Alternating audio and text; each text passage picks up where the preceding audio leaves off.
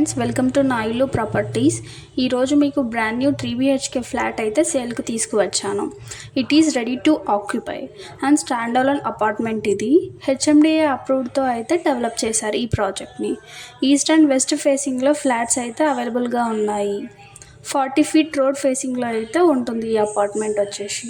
And ఈ ఫ్లాట్లో అయితే సెపరేట్గా పూజా రూమ్ కూడా వచ్చింది. 3 bedrooms, 3 అటాచ్డ్ వాష్రూమ్స్ కూడా వచ్చాయి.